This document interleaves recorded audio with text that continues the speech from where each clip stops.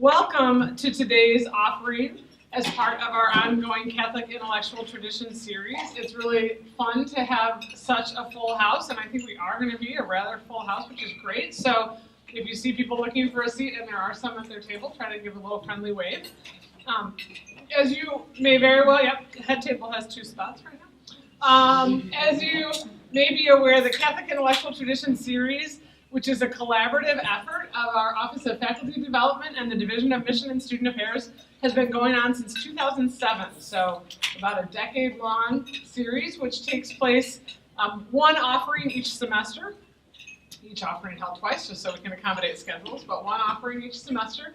And this year, which has been more unique for us, we had a common topic taking us from fall to spring semesters. And so we're really grateful that our colleague, Dr. David Poister, has been so generous with his time in being our presenter for both semesters. As you may realize, this presentation on climate change, this theme that we've taken across the 2 semesters, actually had its origins in David having presented to the Norbertine community, I'm not sure how far back, a year or so ago. And Father Andrew Ciferni and Father Jay Foster came back to campus and said, boy, that was really terrific information, and the Norbertine community was so blessed to receive it, and how can we bring this information to a wider audience on campus? So we're so grateful that, again, that Dr. David Poister has been willing to share information with us. If you were here in the fall, you know that you got an introduction to climate change in a way that was both substantive and accessible, which is a challenging sweet spot, right, to arrive at, that I think helped us all understand this critical topic in a deeper way. And now, working off of that foundation, David will continue to help us expand our understanding and to consider the ways that the scientific and religious communities might together look at this very important topic. So will you join me in welcoming Dr. David Poister?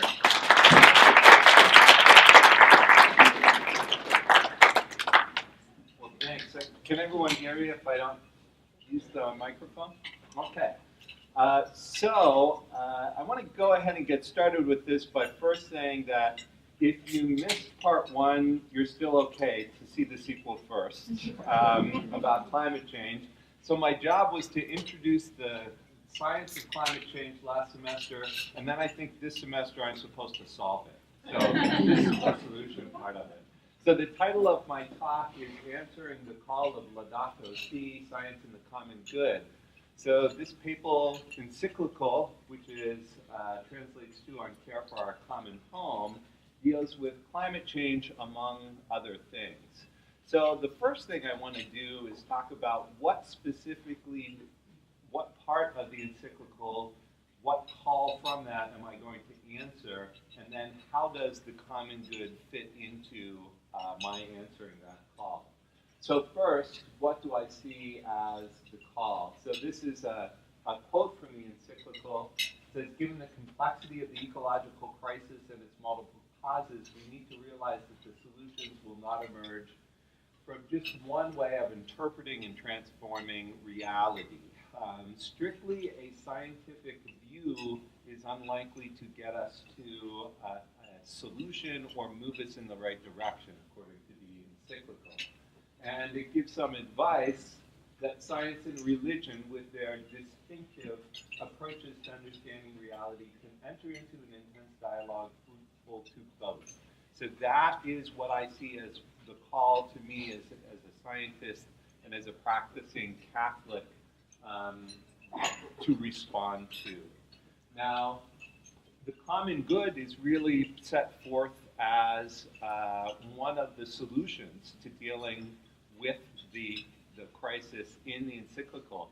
So this is towards the end of the encyclical, where basically it says we have a shared responsibility for others in the world, the common good. And we need to recognize that there is a common good and that we are responsible for it. So that's the call I'm answering, and this is how common good and understanding the common good helps me answer that. Unlike climate change, there is not a consensus regarding the dialogue between science and religion among scientists. So I thought I would start by kind of outlining maybe some different views of how these two ways of knowing interact with one another. And I'll start from the useless and work up to my view. So initially, you can, some scientists view these things as really having nothing to do with one another. And not only that, but they are actually contradictory to one another. And probably the scientist that represents this view most starkly is Richard Dawkins. This is one of his best-selling books called The God Delusion. Gives you some sense of where he's coming from. He goes one step further and says, because these things are contradictory, therefore we can discount religion as having any validity. He doesn't just do that. Dawkins has a tremendous amount of hostility towards religion. It's illustrated by this quote from the book. He's basically saying that religion is a destructive force in the world. The counterproductive fantasies of religion is how he views this. Maybe a more cooperative view of scientists towards the relationship is a little bit different in that we recognize that these things may not overlap with one another, but that doesn't mean that they're necessarily, that one is good and one is bad, that they can actually be complementary. And I think one of the best and earliest articulations of this view that I ran across in my life is set forth by Stephen Jay Gould, who was an evolutionary biologist. Probably his most famous accessible work is called The Panda's Thumb. And he basically views these two ways of knowing as each, while being separate, both playing important roles for what humans need. So here's a quote from his book, which can be summarized as, science does what science does, but we still need religion to do what religion does. So these two things, because they're dealing with separate things, need to both progress, and we need them both. I would say that that is how I view the relationship between these two things kind of early on in my career as a scientist. But that has changed, and I think especially since I've been here on this campus. I now view as being science and religion as overlapping really in critical ways. And I have to say that now I don't think I could really make sense of the world that I live in without both of these tools at my disposal. A scientist, in addition to me, who kind of shares this view as being mutually beneficial, is this scientist, the Pope, who is actually trained and has worked as a chemist. Again, from the encyclical, he describes it this way, and I'm going to read this one. It follows that the fragmentation of knowledge and the isolation of bits of information can actually become a form of ignorance unless they are integrated into the broader vision of reality. So what he's saying is and what I feel is we gain new insight by combining the two that is more than the sum of their parts. And that's my view. So keep that in mind. Let's turn back to kind of this central question of the common good. We have a shared responsibility for others. And let's use science to explore that. First, we clearly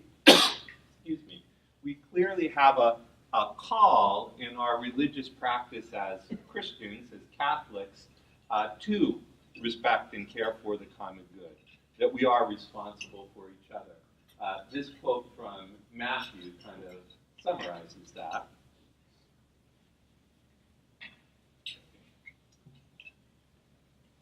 And that's the heart of the matter, right? You shall love your neighbor as yourself. This is certainly not the only time in the Gospels where Christ gives us this message.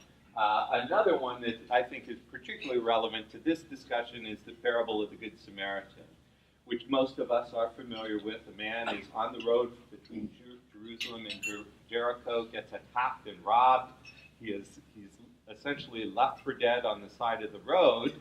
and several people pass by. First, the priest and the Levite pass by and do not help him, but finally, caring for his fellow man is the Samaritan, who stops, gives him aid, actually then puts him on his horse and takes him to an inn and gives the innkeeper money to care for him. So this is a parable that Christ told when asked essentially the same question that came out of the Gospel of Matthew, which is, what am I supposed to do?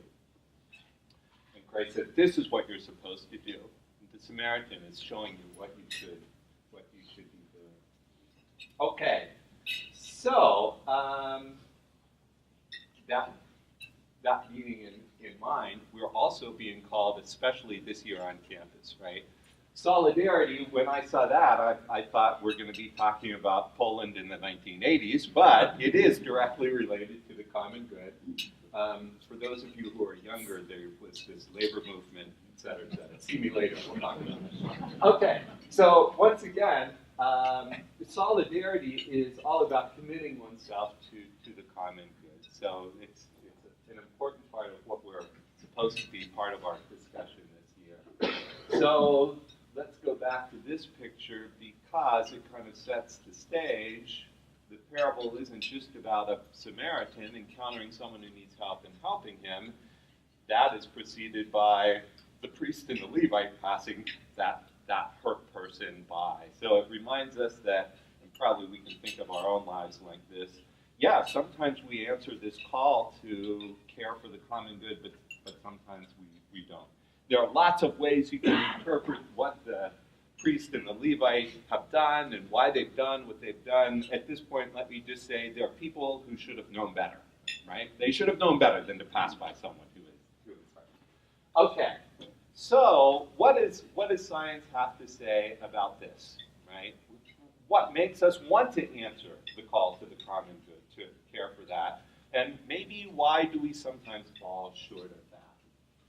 I'd say that a good place to start looking at that is with E.O. Wilson. 1975, he wrote a book called Sociobiology. The tenets of sociobiology are now pretty widely accepted, but it was viewed as really dangerous and radical when he wrote it.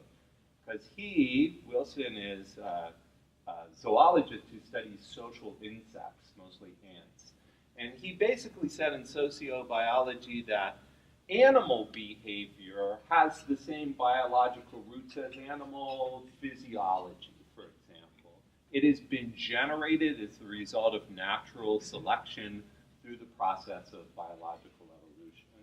3 years later, he wrote a book called On Human Nature that extended that to human behavior. So the implication here is those behaviors, care for the common good being one of them, we should see the genesis of that comes about as a result of natural selection. Okay? So if we're going to take that view, we need to set the stage for taking that view. And so the first thing we want to do is set the stage for human evolution. So we got to start somewhere. So I decided to start here, 5 million years ago. I mean, the reason why I start my line, so the present is right up there at the arrow, so this is drawing the scale. The reason why I start there is we think that's the last point in time where we had a common ancestor with our closest living relatives, and those are chimpanzees and bonobos. Bonobos they appear to be chimpanzees, a little bit smaller, but they're a different species. So what have we been doing for the last 5 million years that might explain this to us? Well, about 2.5 million years ago, our pre-human ancestors started using stone tools. The first hominids left Africa about 2 million years before present. We do not believe that these are our ancestors. Our ancestors left Africa much later. Our ancestors started using fire for cooking, spears for hunting, and then we consider the start of our current species, Homo sapiens, wise man, about 200,000 years before present. So what have we been doing since then? For most of that time, we were hanging out in Africa. Okay, Our human ancestors, we think, didn't leave Africa to 65,000 years before present. They didn't make it to the New World, to the Americas, until during a period of low sea level they came across from Asia. A relevant part here is it has been 10,000 years since we started substantially growing food for ourselves. So what that means is the vast majority of our history, up to relatively recently, we have been existing as hunter-gatherers, hunting for food and gathering food. Okay, so in this time, and before this time, is where, according to Wilson, we should see the origins of our behavior through natural selection. Here's how natural selection works. All you need to know is this 2-minute description. No, it's much more complicated than that, but this will work for us. Okay, so what happens is there's a mutation, a change in the DNA sequence that changes the gene. This happens a good bit. Sometimes it's bad, sometimes it's good, a lot of times it doesn't do anything. But for our cases, we're going to say this has done something good. And I've made this, just to make the picture easy, ridiculously good. Okay? This doubles your chances that your offspring will survive. So if I assume, which seems logical at this point, that all of that, first I assume that this organism reproduces sexually like we do. I'm also assuming that this organism, like us, has 2 complete copies of their genes. Okay? So this could be humans or it could be other organisms that meet these criteria. Here are the offspring of that organism with the trait, because we have 2 complete copies, half of the offspring have the trait. But remember, these guys are going to reproduce at twice the rate as the other guys over there. And so this split just continues through generation after generation. So you can see I'm getting more and more individuals with the trait. I'm not making a huge inroad into the population, but of course now if we take these, now we have a few individuals and they're getting further and further from being related to one another, so it's inevitable that eventually this will happen. And by this, I mean that. Now I have 2 individuals, they both have the trait, and so when they get together and mate, their offspring look a little bit different. Now I have actually 3 of the 4 offspring with the trait. One of them has both copies of their genes having that trait, and so things start to look a little bit different when these types of changes occur. And now, even if I make that somewhat conservative assumption that 1 in 4 mates will have a copy of the genes, and I put the mates in there, you can see what happens. Once this starts to happen, then the trait becomes more pervasive in the population. And the net effect is that if these traits do this, increase the likelihood of survival, they will become more and more prevalent in the population. Here's the key. It takes a while. A more realistic assessment is if a trait increases fitness by 5%, okay? If you do the calculations, it will take about 1,000 generations to become fixed, to become predominant within a population. For perspective, that's 1,000 generations to become fixed. We are 400 generations from the advent of agriculture. We are 8 generations away from industrialization.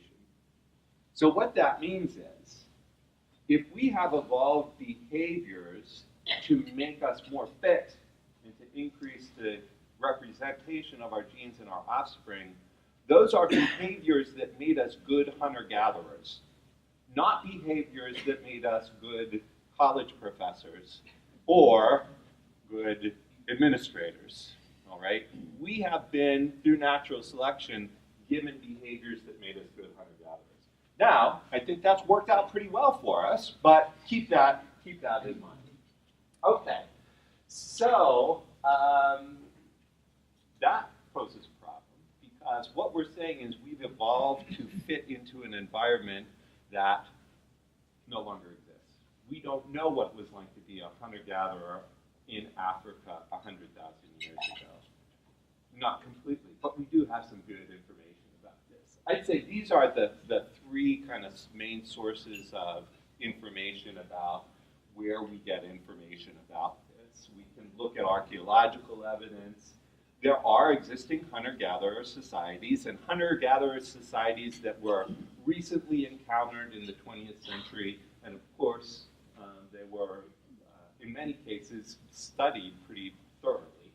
And then the other existing extant relatives of ours that share a common ancestor, and therefore might have some of the common traits that ancestor had. These are just a few of the books that I think are, written for a general audience that are really good books that take this perspective. Some of them I'll be talking about in the talk today. Okay, so what has all of this given to us, and what can we see with regard to our behaviors relative to care for the common good today? To explain that, all you need to know is this picture. This is the one and only picture. Okay, everything is in this picture, so let me tell you what this is a picture of. This is a picture of the stands at a spring training baseball game in 2015 between the Atlanta Braves and the Pittsburgh Pirates. Go Pirates. Okay, that's how I came across it. It's a Pirates baseball game. Okay, so what's happening here is the batter had swung and the bat flew out of his hands, and it's heading into the crowd, and the bat is heading right for that boy right there. He doesn't seem aware of it, really. Do you see why? What's he doing? Yeah, he's playing with his phone. He has no idea that he's about to get hit with his bat. If you look into the crowd, and what caught my eye about this picture is you can pick out different human responses. And they're all instinctive, because it's all happening in instinct. So I want to work my way through the different responses. So the first one I want to look at is probably the simplest to explain from an evolutionary context, is these guys. So these guys are doing something that I think is pretty obvious to us. They're trying to not get hit by a bat. And from an evolutionary context, if you want to pass your genes on to the next generation, don't get killed is step one. So, this was formalized in the 70s by something called the selfish gene theory. Again, this was Dawkins before he got all riled up. So here's what the selfish gene theory says is, really, evolution is not about perpetuating traits in organisms. It's all about the genes, right? Anything that perpetuates the genes is what ends up getting selected for. So we're just machines to make more genes. So that's what organisms are. They are machines for a gene to make more genes. The analogy that I've heard that I think is funny is professors are a library's way of making more libraries. Okay, so this is pure self-preservation. It seems pretty obvious how it would be selective for, right? You don't get yourself killed, that means your genes have a better chance of being passed on to the next generation. That kind of makes sense. But of course, that's not explaining the common good, right? It might explain why we don't care for the common good. Okay, there's got to be something there. Oh, look at that guy, right? He is putting himself at risk to prevent injury to this boy. That is altruism, right? He is making a sacrifice in order to prevent someone else from getting hurt. How in the world would you come up with genes that would do that? I would say that most people in the room probably know who this man is, at least in relationship to that boy, right? Yeah, and anyone who's ever had a kid knows this feeling. You do some crazy stuff sometimes. I have run in front of moving cars because I thought my kid was going to run in front. And in that instant, my idea was I will run in front of this car to stop this car so it won't hit my kid. It's instinctive. He's that kid's father. now we're getting towards altruism. Or are we, if we use the selfish gene theory? Because where did that kid's genes come from? That guy, okay? So if you have genes to perpetuate your own genes, it's a good idea to perpetuate those genes no matter where they are, whether they're in you or your relatives. This is actually the first kind of biological, ecological construct of where we get some type of altruistic act, and that is called inclusive fitness theory, which sometimes goes by the name kin theory. Basically, we want to protect not just our genes in ourselves, but our genes in our relatives. So this was proposed by Hamilton, and this was actually a big part of sociobiology. So this theory predates Wilson's ideas. And it boils down to this equation. It says natural selection will give rise to these genes for altruism as long as the following criteria are met. R times B is greater than C. C stands for cost. The cost to the person kind of risking injury or whatever. That has to be smaller than the benefit to the person who he's helping times, and here's the key, relatedness factor, right? You're going to risk harm to yourself to protect your genes, which means you will take a greater risk to protect an individual more likely to carry more of your genes. Okay? So I will jump in front of a speeding car to save my son, but I will not jump in front of a speeding car to save my first cousin. I might jump in front of a bicycle because that's less risk for me, and that cousin does have some of my genes.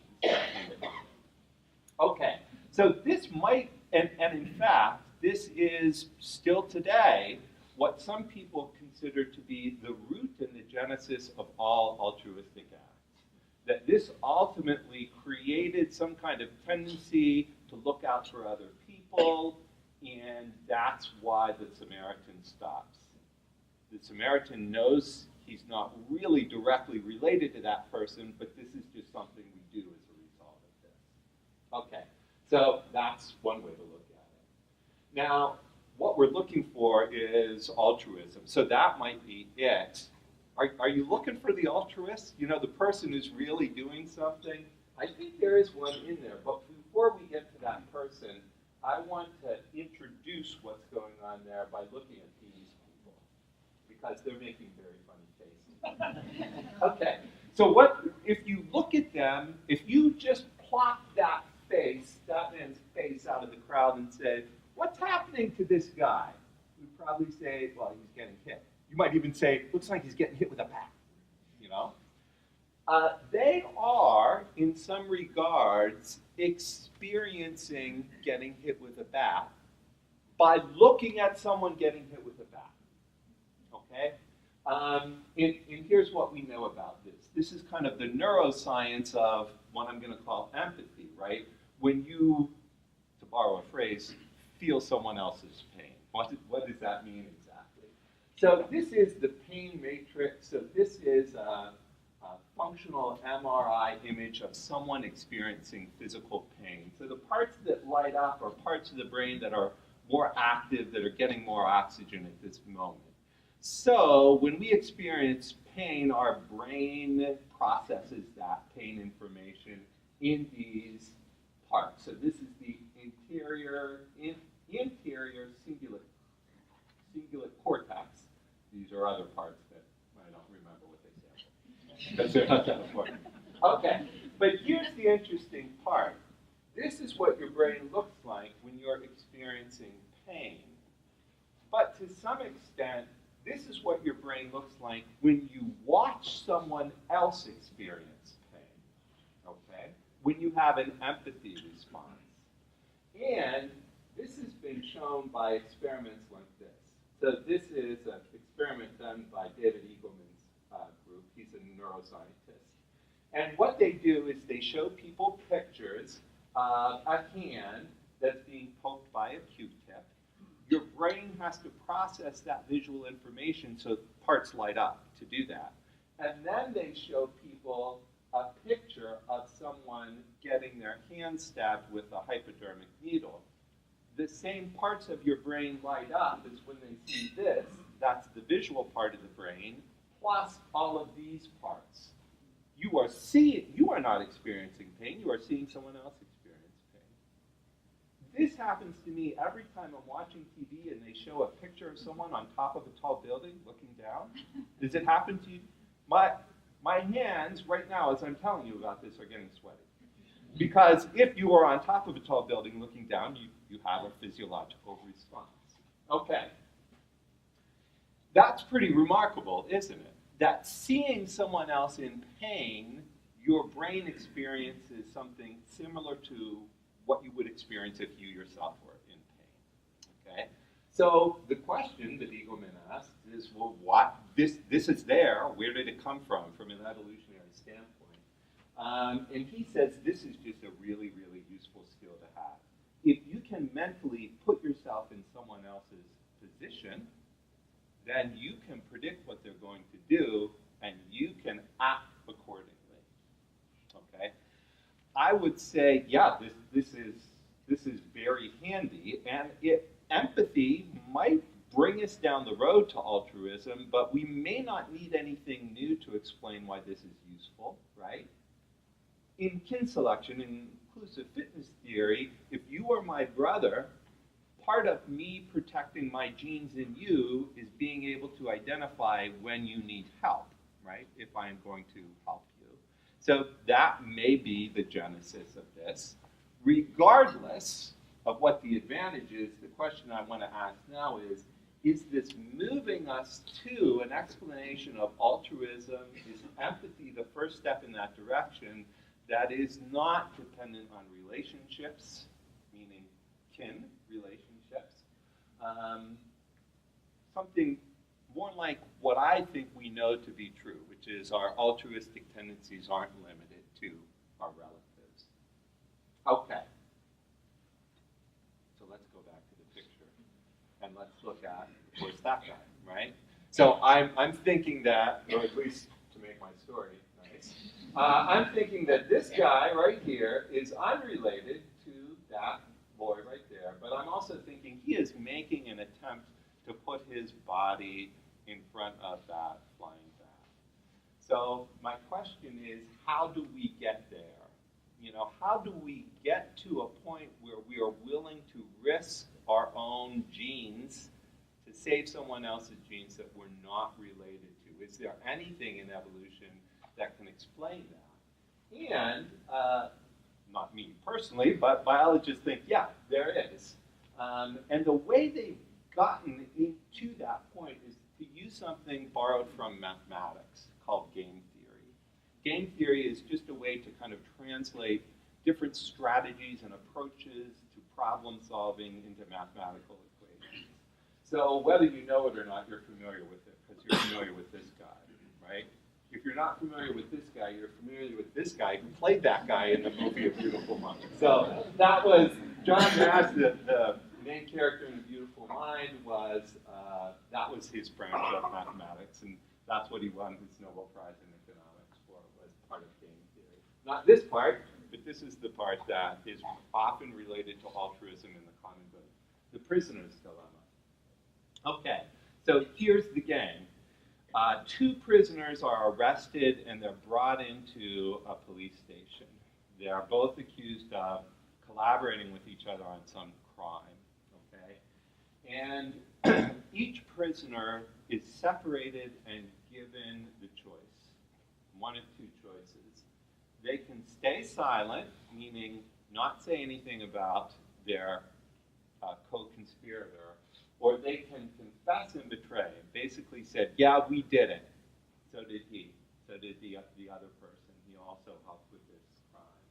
So in the prisoner's dilemma, your punishment or the outcome depends on which choice you make relative to the choice of your partner. Okay? Your partner has the same two choices. Okay? So in the prisoner's dilemma, If you stay silent and your partner stays silent, everyone remains loyal to the group, then each person serves a month in jail. But if you stay silent and you get ratted out by your partner, you're going to jail for a year.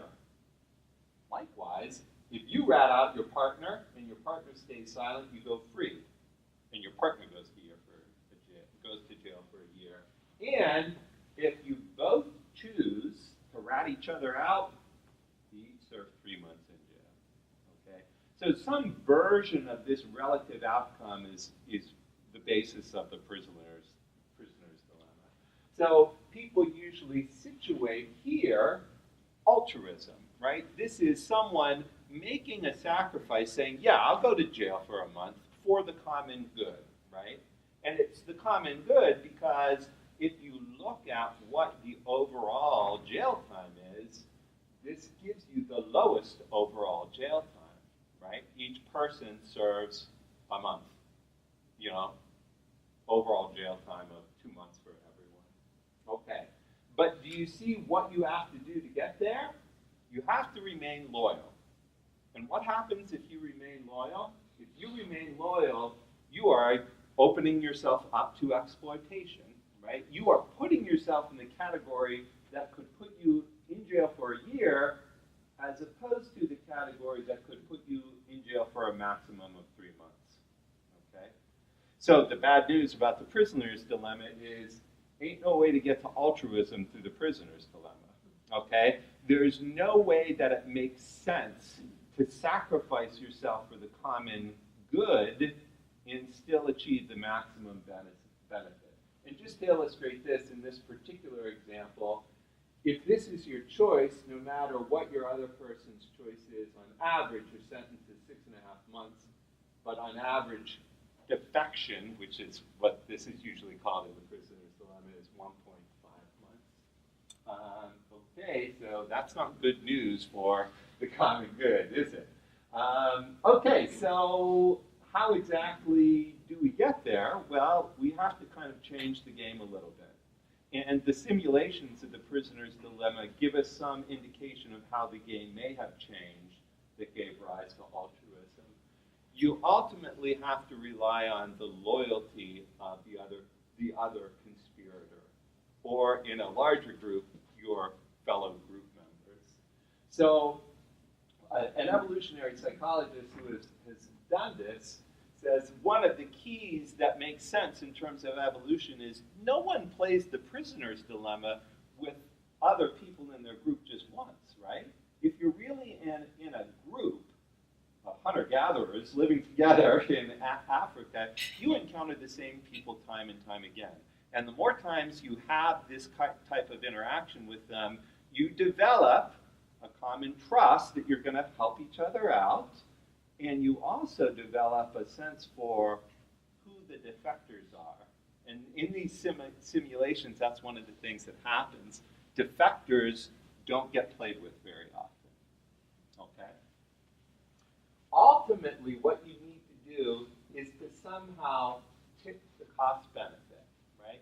You need to somehow make it more beneficial to cooperate, or ultimately, you need to make it less beneficial, or maybe punish someone who doesn't. And we think that organisms have evolved to do exactly that. And it is something called reciprocal altruism. And we see evidence for this in the way organisms interact with each other in groups. So sometimes this is called, you scratch my back, I'll scratch yours. In reality, what it is I will scratch your back today because I know that tomorrow I will be in desperate need of a back scratch. And if I scratch your back today, then I know that tomorrow you're going to be there for me to scratch my back. Okay? Is there evidence that this actually occurs? Actually, there is abundant evidence that it occurs in all kinds of social organisms, including humans. Okay, here's my favorite because it's disgusting. It's bats. A classic series of studies that has established reciprocal altruism as influencing bat behavior. This is looking specifically at vampire bats. So you know what they do, right? They drink blood of animals, okay? So here's the interesting thing. Common vampire bats often regurgitate food to roost mates to feed them, okay?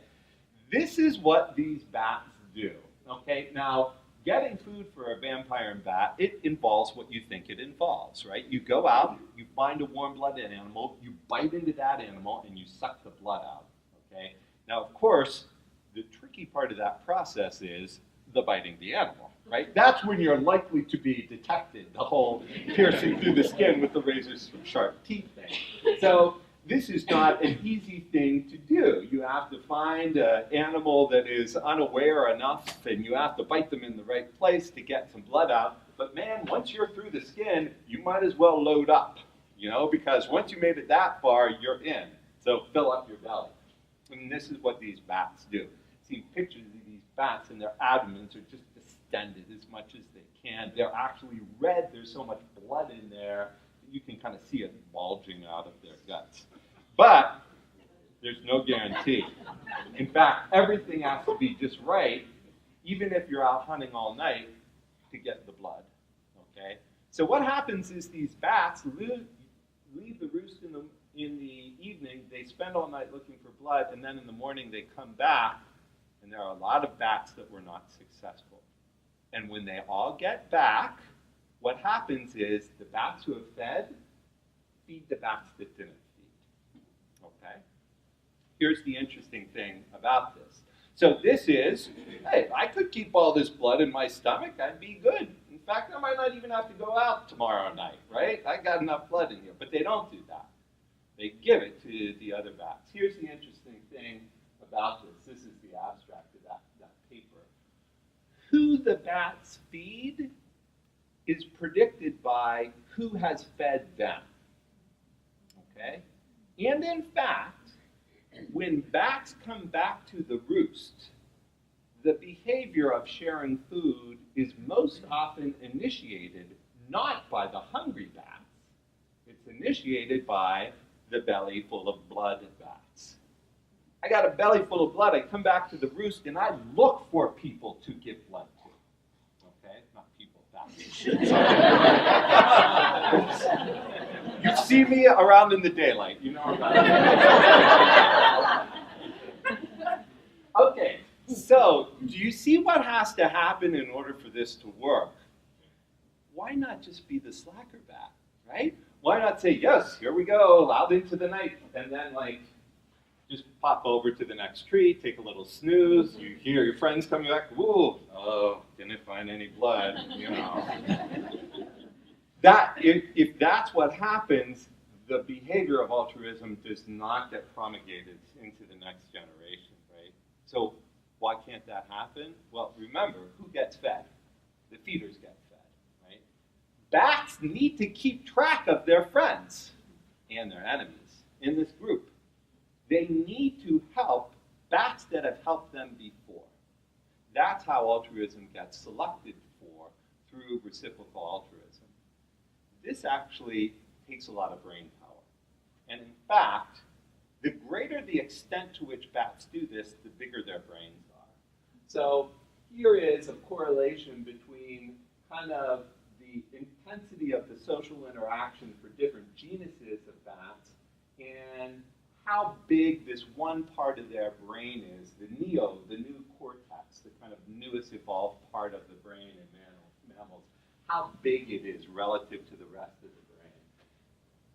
The ones that do the most social interacting have the biggest relative neocortex. They've got a lot of bats to keep track of. Okay? Evolutionarily speaking, it is bats that did a good job of keeping track of all the other bats that thrived and passed on their genes. That's kind of interesting. What's more interesting is there's a similar relationship between neocortex size relative to the other part of the brain and social interactions in primates, like us. So this is a similar correlation. This is the size of the group that the organism lives in and the size of their neocortex relative to the rest of the brain. So primates that live in big groups have bigger neocortexes. Primates that live in big groups have more primates to keep track of within their group. Or primates that have bigger neocortexes could accommodate bigger groups, and therefore they could spread the risk out more and be more successful. Okay? Does that make sense to you? Yeah. The interesting thing is here's humans. You know, let's put our favorite primate up there.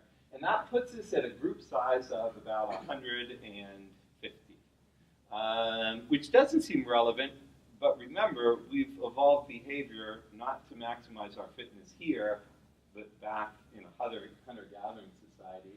And archaeological evidence puts a typical band of interacting groups of hunter-gatherers at about 150. So this is from Ridley's book about the origins of virtue, and he basically says, this is a typical group size for a human. It is the number of people in a religious commune. I'll come back to that in a minute. The number of in the average address book. In short, it's the number of people we know well. When I gave this talk last fall at the Abbey, some Norbertines were there, and one of them put up his hand and he said, do you know how many Norbertines the Abbey is designed to accommodate?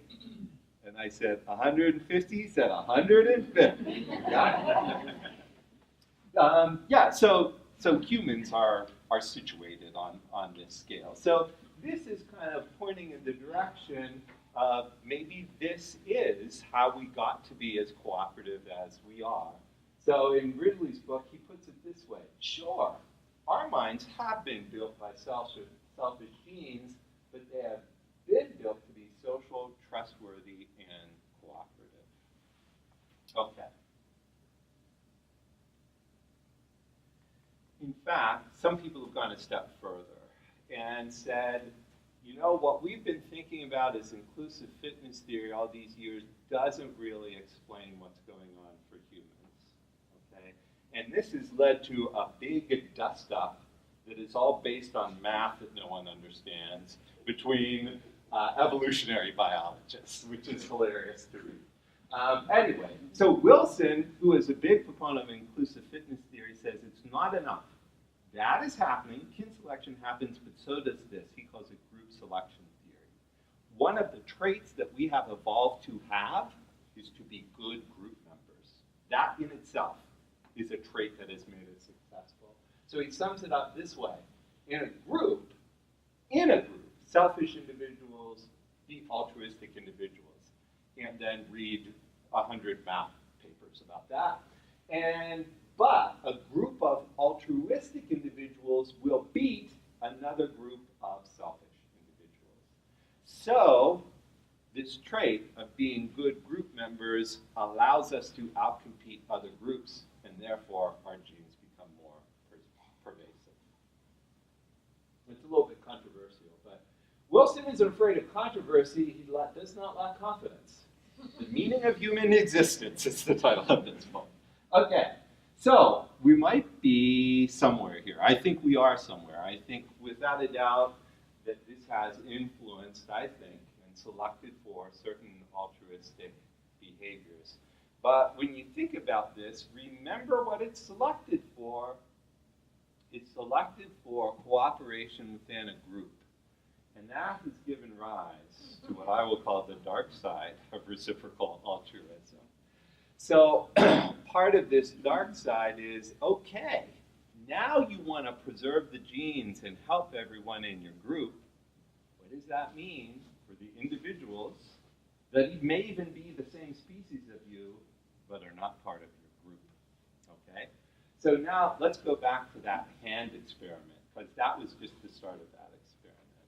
So that experiment was essentially replicated with some differences. So they do the same thing. They put the subject in the MRI and they show them a picture, someone getting poked with a Q-tip, someone getting poked with a needle. They measure their empathy response. Does that pain matrix light up? But they have a little variation on it. This is time right here. This is results from an individual subject, by the way. And before they show them the picture of the syringe or the Q-tip, they have this. And it's a picture of different hands. It's actually all the same hand. But in this case, each hand has a label associated with it. These labels are, it didn't come out because I stole this picture illegally. It's Scientologist, Hindu, Muslim, atheist, Jewish, Christian. So these are different groups that we can define. So the person looks, it spins around, and then at one point it goes to a certain hand, and that hand with the label fills up the screen, and it either gets the Q-tip or the syringe. Okay? So now people are looking at pictures of people experiencing pain, but they are part of a group that in that person's mind has been identified. They classify the response as an in-group or out-group response. So for this person, if this person seeing this image identified him or herself as a Christian, this would be in-group pain. If they identified themselves as a Scientologist, that would be out-group pain. Okay? So here's what they found. Again, so when you think of this, this gives rise to lots of different scenarios because you have pain, no pain. You kind of have baseline, which is where they don't label the hand, and then they have label the hand without group, label the hand with in-group. So here's what we see. This is an in-group empathic response, okay? So a Christian viewing a Christian hand being hit with a syringe. This is the response from the baseline. So this is an unidentified hand. But have you seen the out-group response in this part of the pain matrix?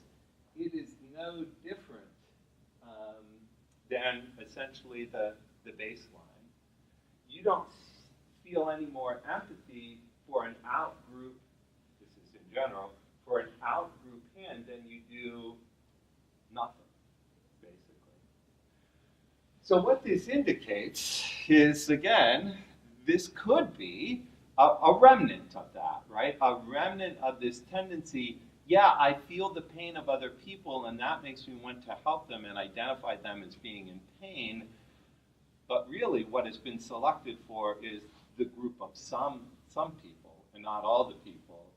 And what determines whether I feel your pain or not is whether or not you're part of my group. Makes sense from what we've talked about with regard to that. It doesn't matter. It doesn't have to be religious groups. It can be any group, just as long as the person identifies with it. Here's another example of this where they looked specifically at race. So they're doing the same thing, basically, except they're poking people in the face. So here's a painful stimulus, non-painful stimulus for a Caucasian, for a Chinese face. And here's what happens. When a Caucasian viewer sees a Caucasian face experiencing pain, their pain matrix lights up with that responsive empathy. But there's a significant less activation when they look at a Chinese face.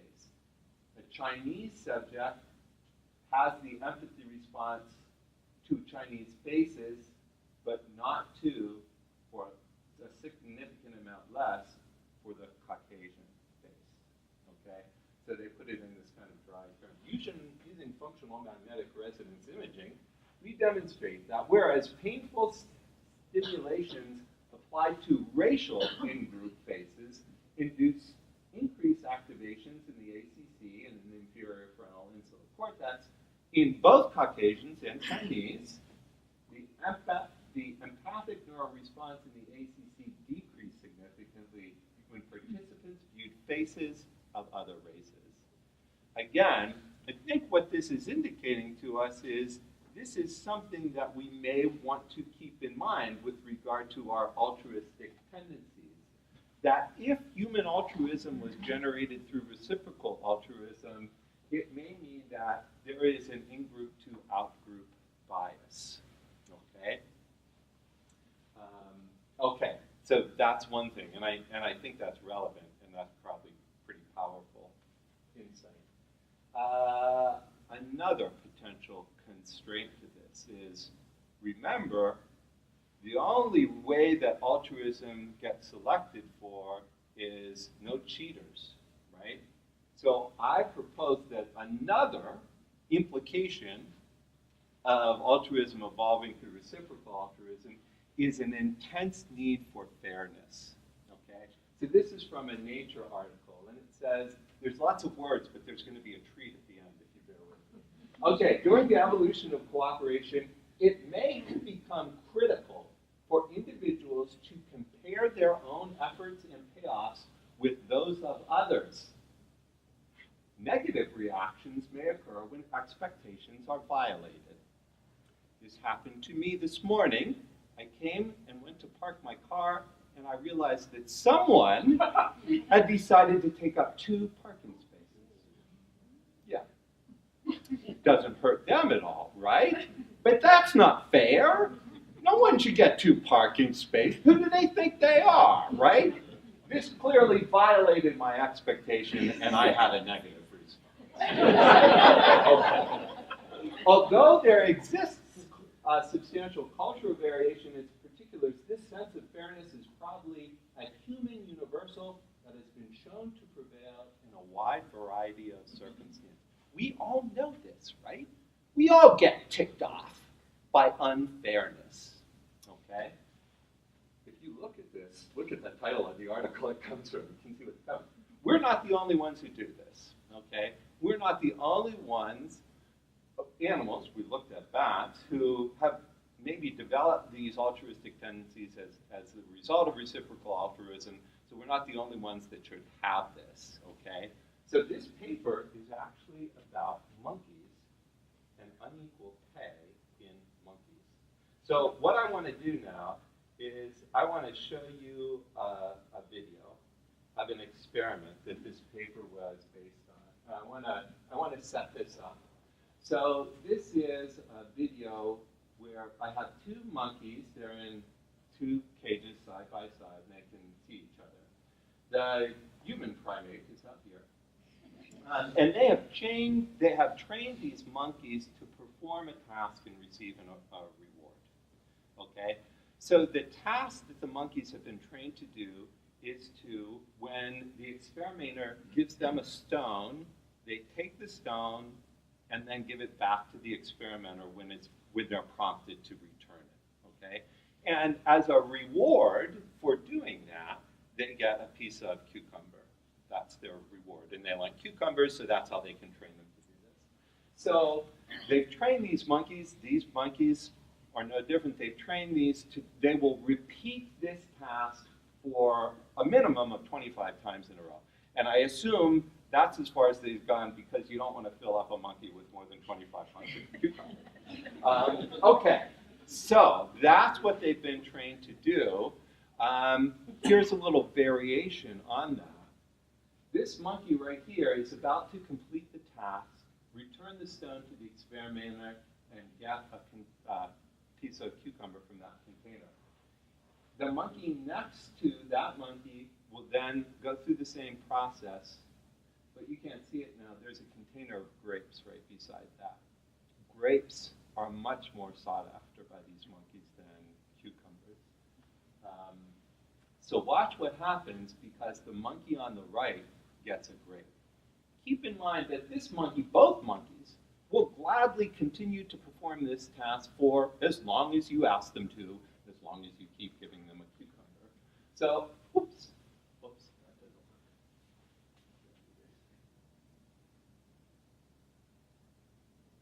work. Okay, so there it starts. Gets the stone, gets the cucumber. Delicious. Other monkey. Gets the stone back. You see the other monkey sees that grape. Oh, he's excited now. Get that back quick. Oh, here comes the what?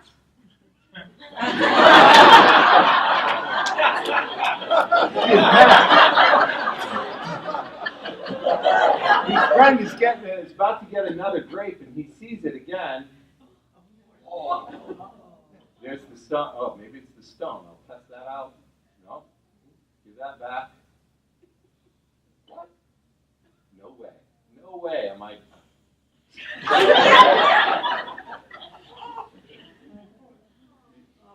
I don't know about you. I have kids. I see this kind of stuff.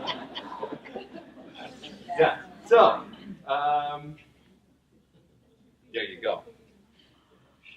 I think we can all relate to this, right? We go along happy getting our reward, and then for no apparent reason whatsoever, there's someone else doing the same thing as me, getting more of a reward, and I am ticked off. This is in monkeys. Is there evidence that this happens in humans? Yeah. Here's some experimental evidence. Again, going back to game theory, something called the ultimatum game. So in this game, a person is given money, and they are asked to divide that money between themselves and one other person. So there's a responder and a proposer. They are not told how to divide the money, just that they have to divide the money, okay? Now the rules are, and everyone knows these rules, the rules are that if the responder accepts the proposal, they split the money as proposed, and they get to keep the money, okay? But if the responder rejects the proposal, for whatever reason, no one gets any money. The responder doesn't get any money, but the proposer doesn't either, okay? So what would you predict would happen strictly not from what you would do, but strictly from kind of a pure cost-benefit analysis? From a pure kind of cost-benefit analysis, you should just, as the responder, be happy with whatever you get, because your alternative is nothing, okay? So it makes sense for you to take whatever, even if it's a small amount, you're going to get something, because the alternative is nothing. And that's not what people do, not at all. Here's the results of the ultimatum game. Usually the proposer gets, in this experiment, and sometimes it's more, typically somewhere around halfway split, a little bit more. In another one, 65% of the people offer 50-50 or even a little bit better split. Here's the thing that is amazing. Recipients routinely reject offers of less than 20%. People would rather take no money than an offer that they feel is unfair. They would rather walk away from a free amount of money than be part of something that is violating something inside of them that they don't want to be part of, that unfairness. I think that might be evidence that maintaining that fairness is an important part of encouraging that altruism. There's a variation on this called the dictator game. And in the dictator game, it's the same way, except there's no responder. The responder can't respond. Okay? You give someone, a proposer, money, and you say, split the money any way you want, and you get that money. But you have to split the money. So you're given $10, you can give someone else a penny and keep $9.99.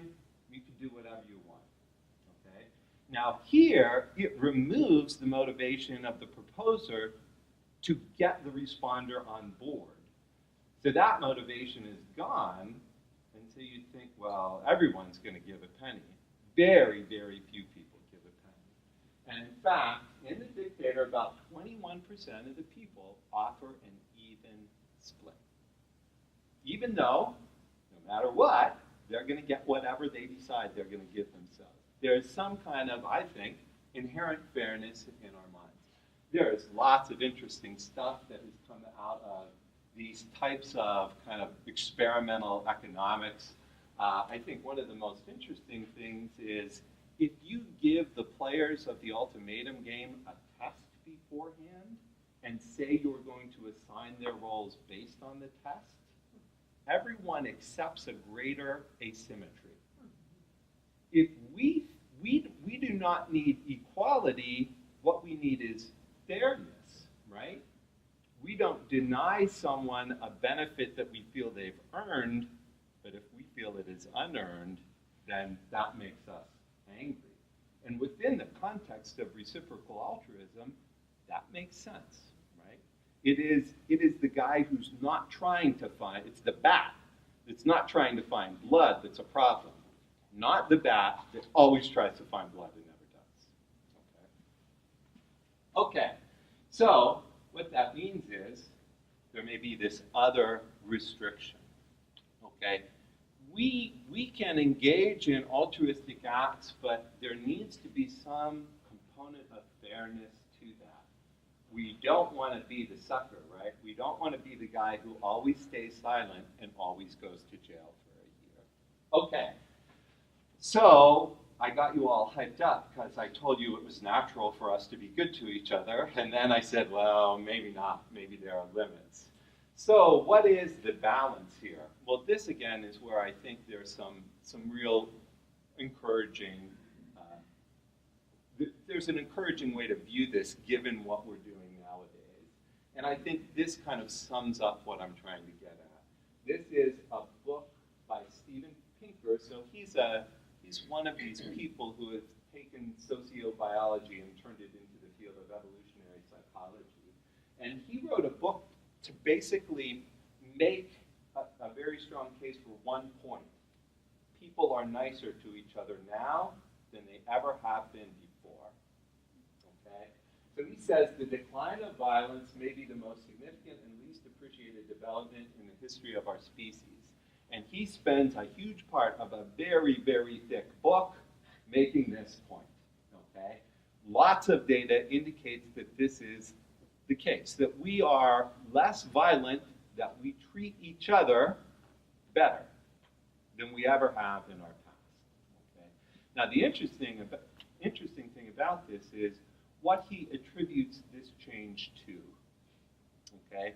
And there are a number of different factors, including increased kind of global commerce, the increased rise of democratic systems of government. But one of the underlying things can be described this way: expanding circle of sympathy. Okay?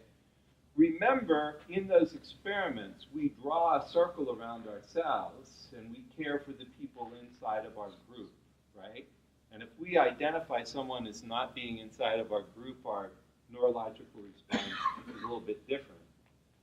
But remember that first experiment, how the group was defined. Did we evolve to live as Scientologists and Hindus and Christians? No. These are definitions that we have constructed. And therefore, where we draw this line is plastic. Our brains can define where the line is. Okay?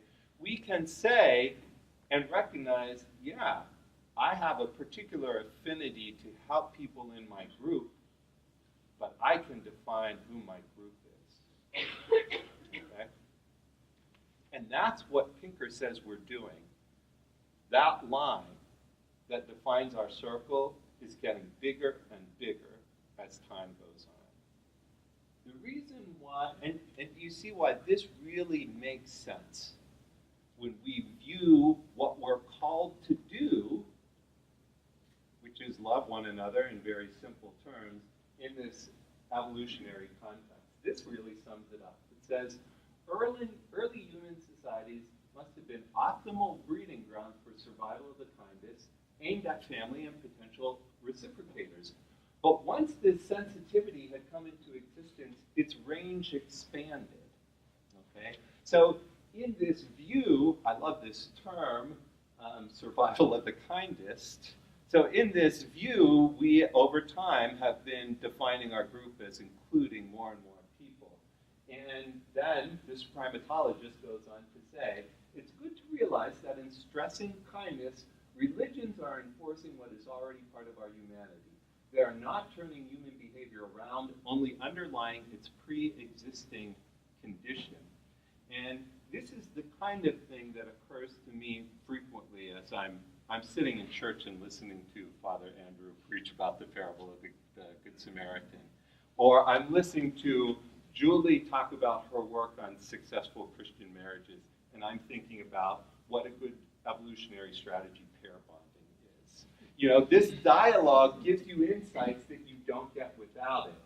And this is one of the insights.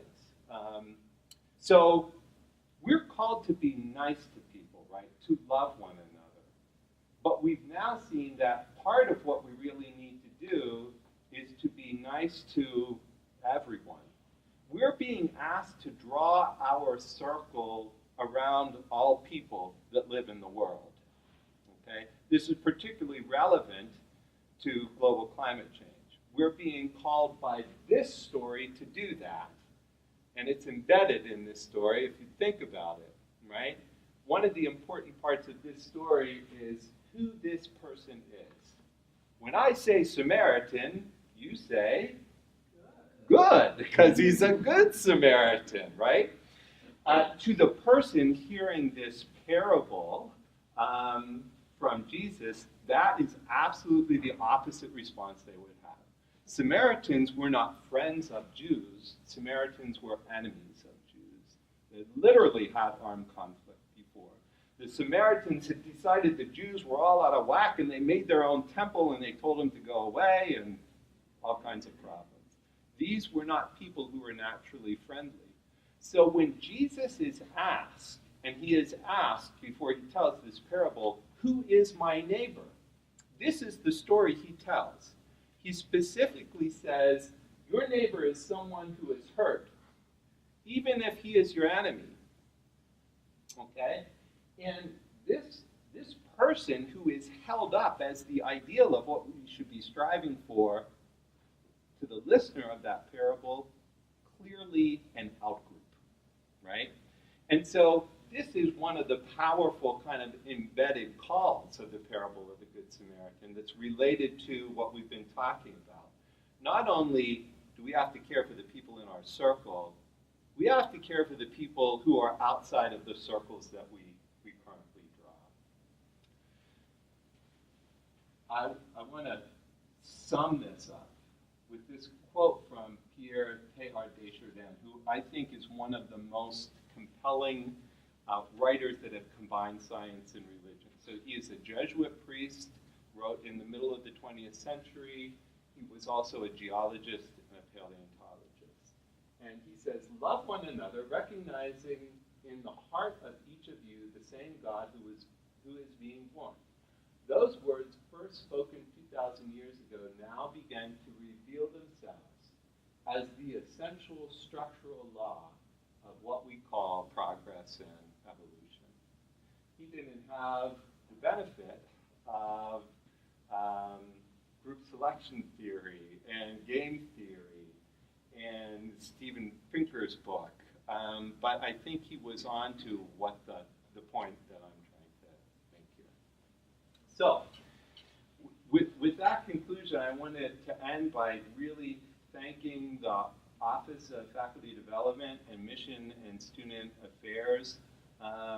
This is a topic that has been knocking around in my mind literally for decades, and I'm really glad to have the opportunity to kind of share this with people on campus here for the first time, and I hope it'll kind of foster more of a scientific religion dialogue.